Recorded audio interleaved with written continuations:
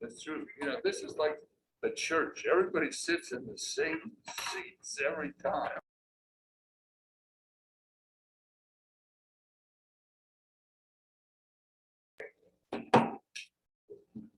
I'd like to call this budget workshop of the Carefree Town Council to order.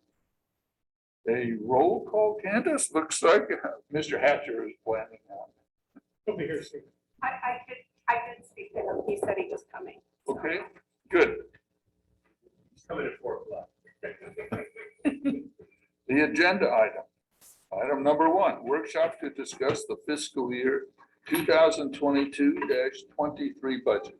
Perhaps before we start that, if you'll allow me to relay one comment which I made to Gary, and it was an observation from a resident who had watched the first meeting on Zoom. He pulled it up and watched it. And he's from Washington. And they're, frankly, he said he thought they were quite sophisticated, and he was very, very complimentary. He said, the polish of the people who presented, the scope and interrelationship of their activities far surpassed what he was accustomed to up in Washington. So I pass that on to those of you who are here. And frankly, I feel the same way. I don't know what they do in Washington So was he in Washington State or Washington, British Columbia? State. Or DC. The state. Having said that, and I think this is the third of 3 meetings on the budget workshop, I might turn it over to Mr. Neese to see if there are any further discussions, comments. Just a few brief comments, Mayor. So every one of our workshops, obviously, we're broadcasting live on our YouTube channel. We also push out that recording to the residents through our newsletter. In addition to that recording, we're also pushing out the slides that are in front of you. So each presentation that we made, the citizens can review the slides and can review the audio associated with those slides. Additionally, the program-based budget, which we released after our last budget workshop a week ago, last Tuesday, was available online, pushed out through the newsletter as well. So the citizens had a copy, just like the council, to review the budget workshop. So everything has been available. Everything has been very transparent. And we're here to engage the residents and answer any questions, not just now, but in the future too. This is probably the most important thing annually that the council does, is the budget process. So being transparent, answering the questions so that the public understands how the money, the public funds are invested in the community is critical in everything that we do. So going to the budget process, as the mayor stated, this is our third public workshop. This is the last public workshop we have. This concludes the conversation that we've had. The staff presented the narratives of their workload, what they anticipate over the next year, and some things that might impact their respective divisional or departmental budgets. That filtered into some numbers that were presented to you last week. And after that meeting last week, we once again released the program-based budget, which is a conclusion of the narratives and the numbers that I shared with you this past week. Next week, we will adopt the tentative budget that sets the bottom line expenditure for the next fiscal year. And in June, we have our formal hearing to consider the adoption of the budget in preparation for the final fiscal year budget on July 1st. So I share with you every year the budget dashboard. So that's a high-level summary of the funds coming into the town and our operational budget and how we use our fuel tank, our capital reserves. So on the left side of the slide is our forecast revenues. We have approximately $7.1 million coming into the town forecasted over the next year.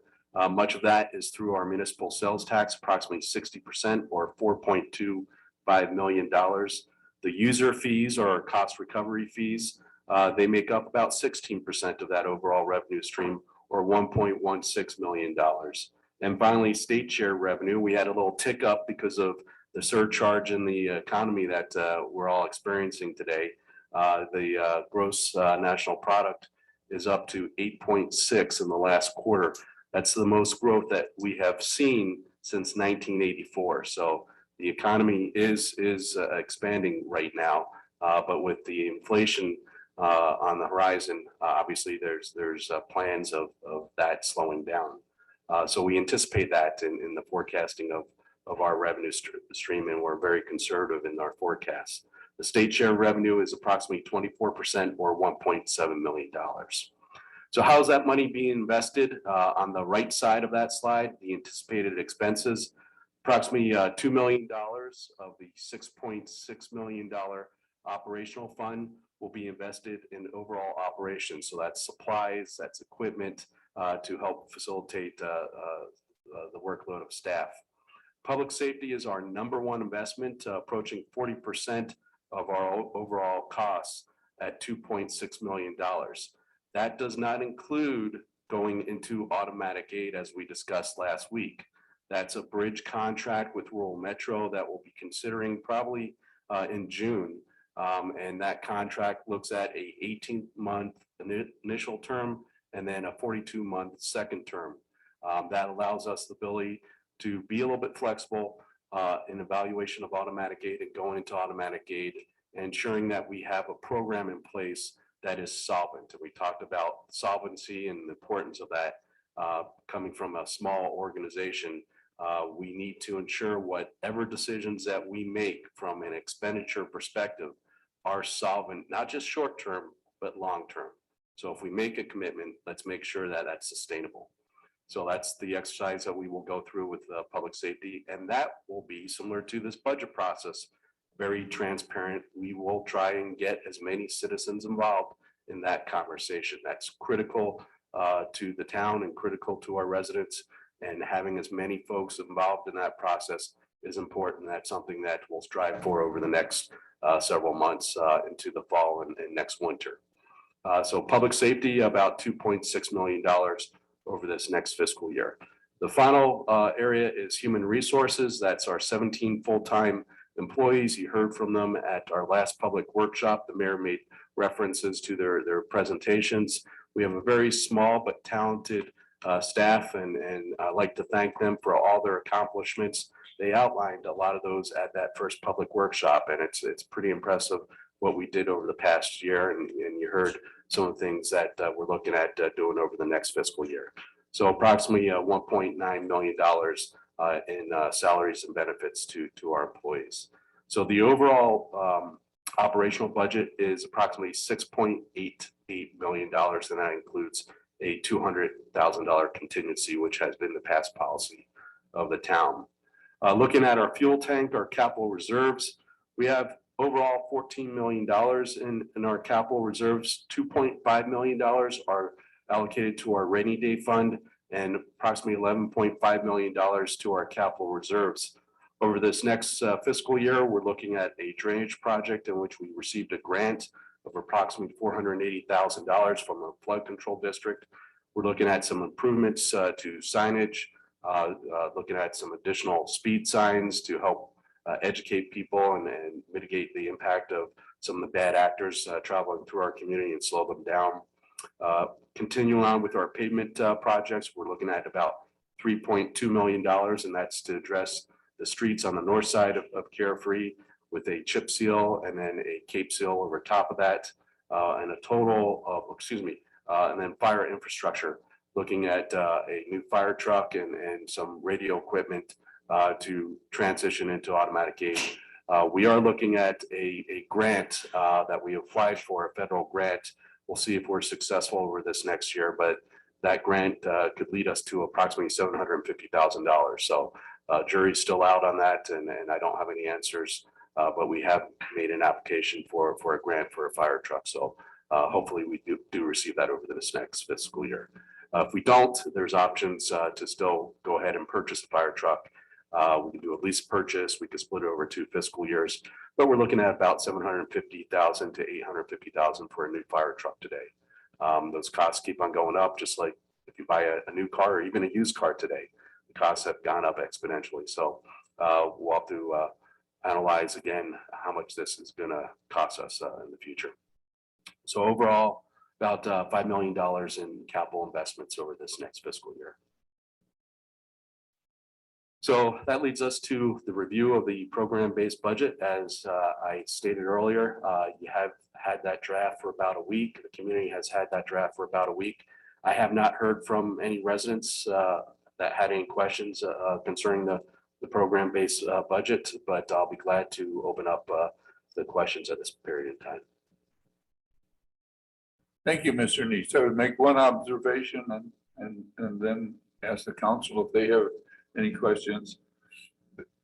As with any budget, this is a large sum of money in comparison to Phoenix or Mesa or Tucson. It might be obviously less than that, but still a substantial amount of money.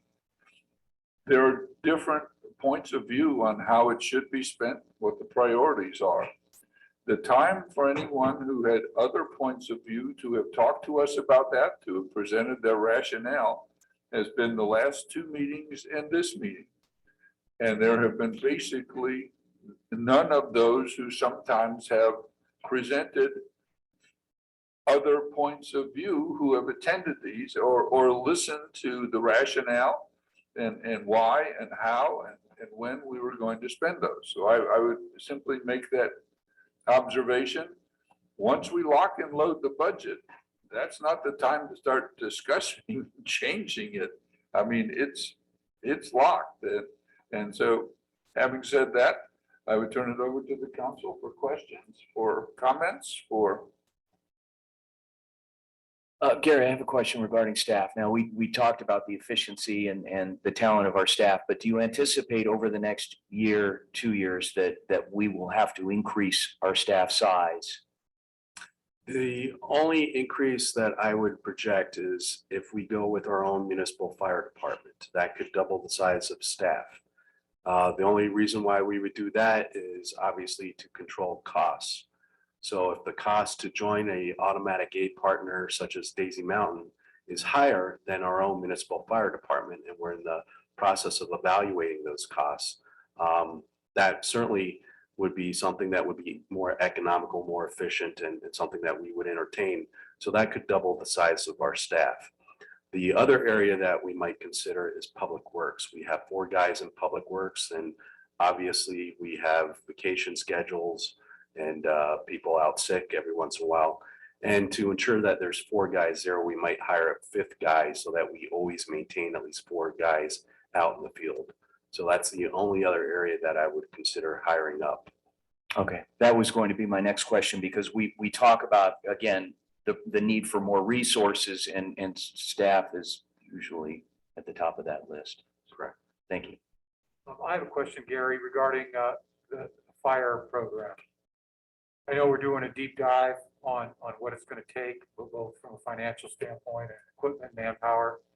Is there, in looking at a municipal fire department, is there a thought like our water department is its own entity? It's its own, it's not just an enterprise fund, it's its own entity outside of the general part of the town.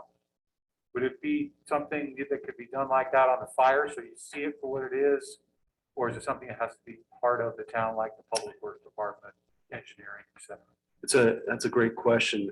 We could set up policies so that it acts that way, but in order to qualify for automatic aid, the automatic aid consortium would like to see us either be our own municipal fire department that's controlled by the town council and acts in the same fashion as other municipal fire departments, or join a neighboring fire district in Daisy Mountain. Those are the 2 options that have been presented by those in automatic aid that open up the door for Carefree to join that partnership. So that's going to dictate our path. But we can have some policies in place in which it acts like an enterprise fund. And so, one of the questions that's going to be in front of the voters is, how much is this going to cost us, and how are we going to fund this thing?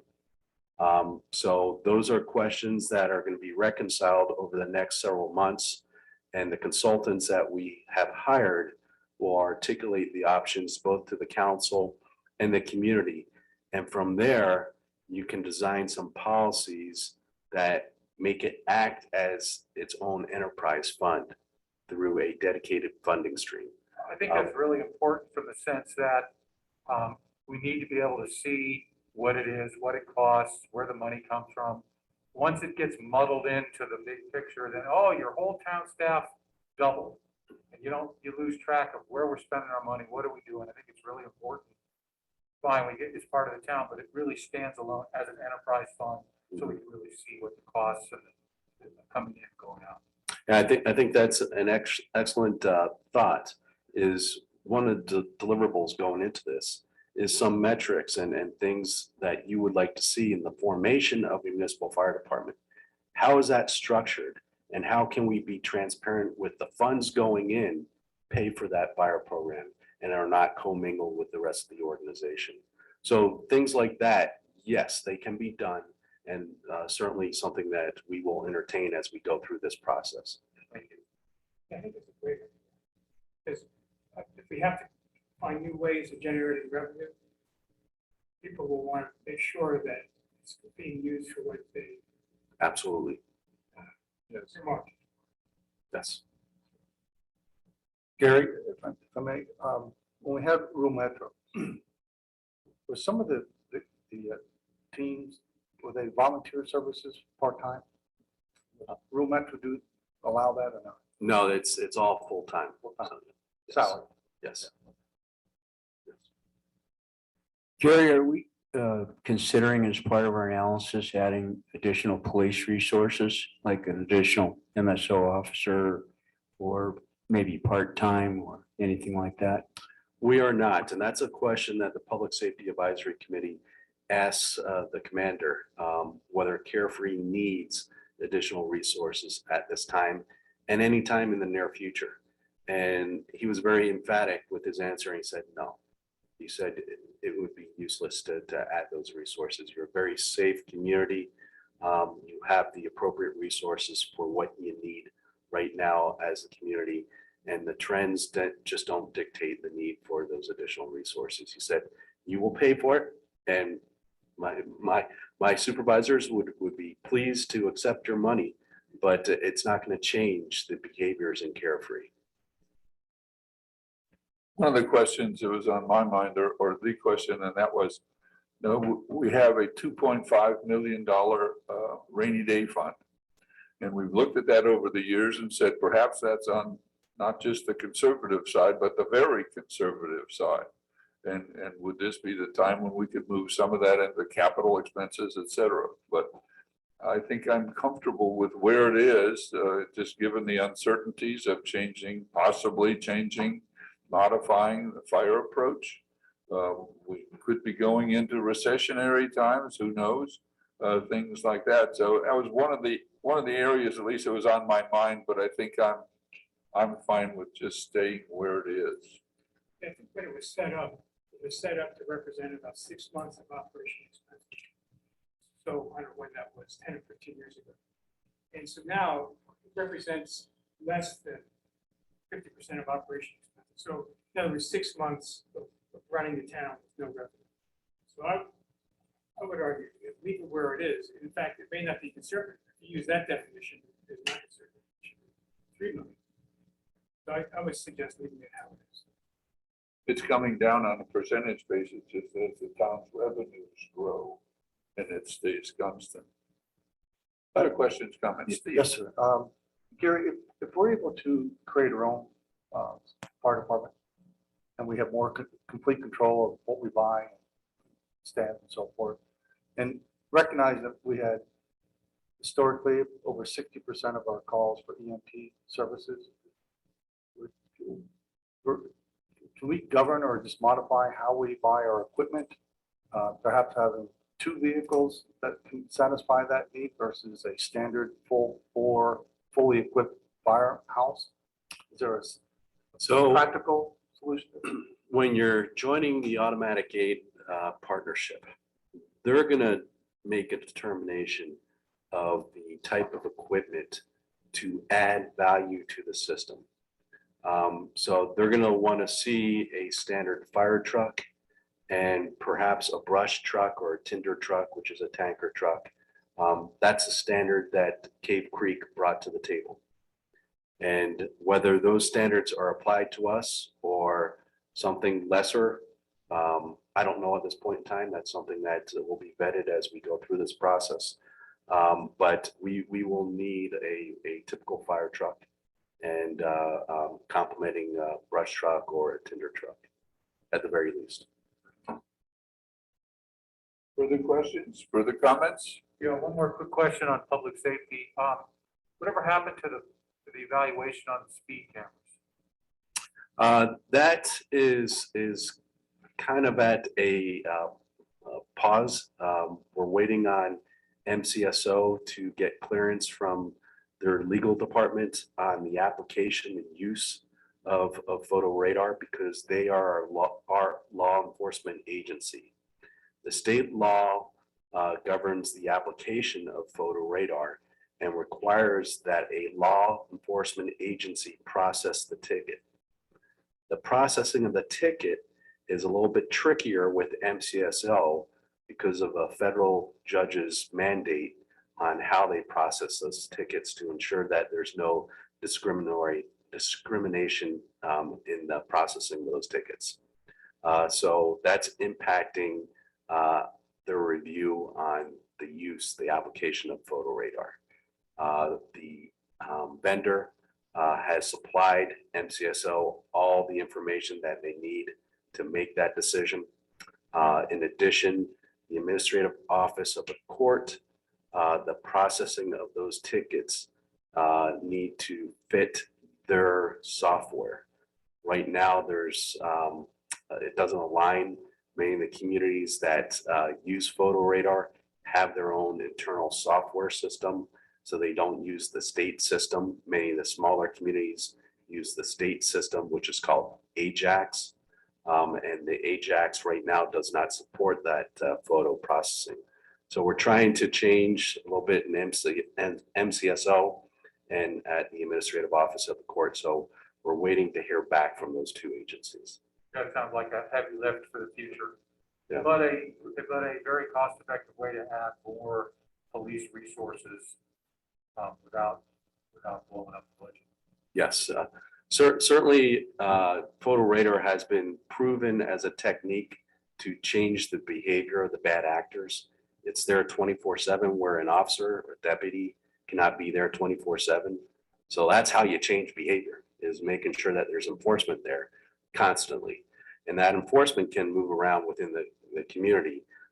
So you see photo radar through trucks and other vehicles and little speed boxes that they have down in Scottsdale. Some people don't like it, other people love it. If it's in your neighborhood and you have a speed problem, you love it.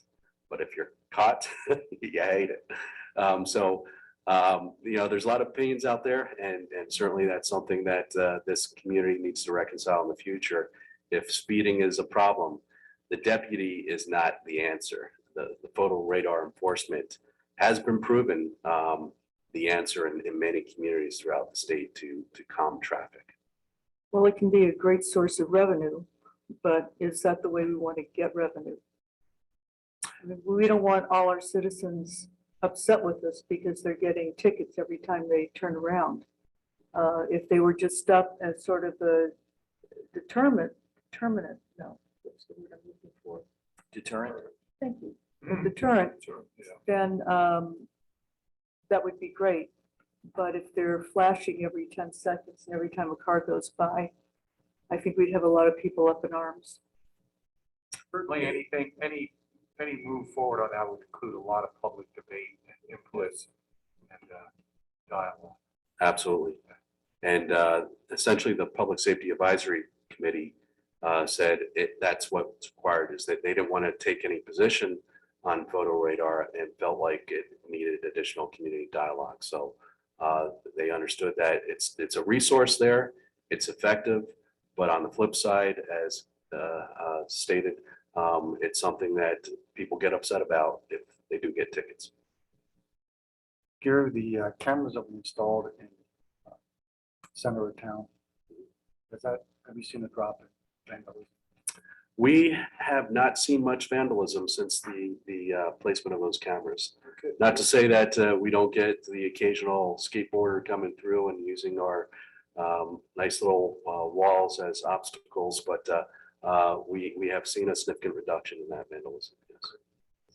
That got expensive. There are a couple other areas that are on my mind, but I don't think they're not ripe for us to do something about. One of them is short-term rentals. You know, that has to be sorted out by the legislature and a lot of things have to come to fruition. One is noise ordinances, and those are very, very difficult. So there are some things that are, let me call it unanswered or unanswerable yet, but we'll just have to deal with them when they come up. Anything else on anyone's mind on the council? Hearing none, I would open it up to any of the participants in the meeting today for comments, questions.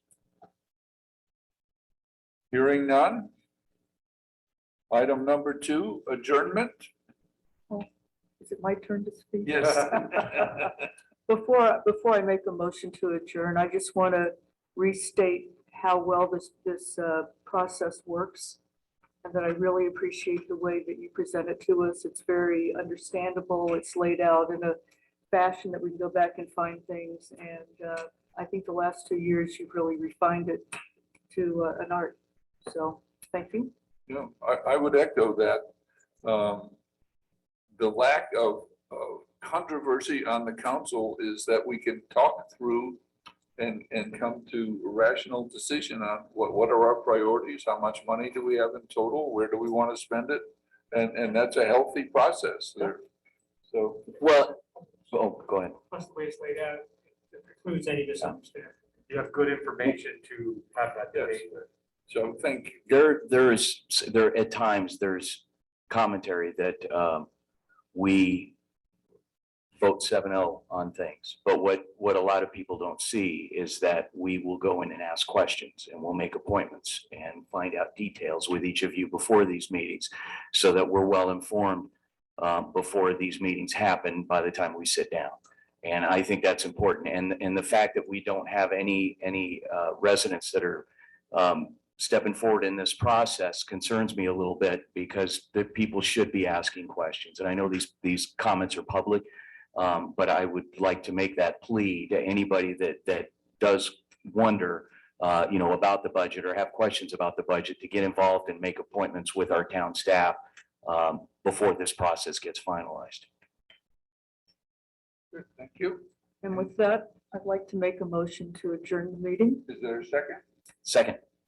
Motion is made and seconded. All in favor, please say aye. Aye. Aye. Opposed? Thank you all.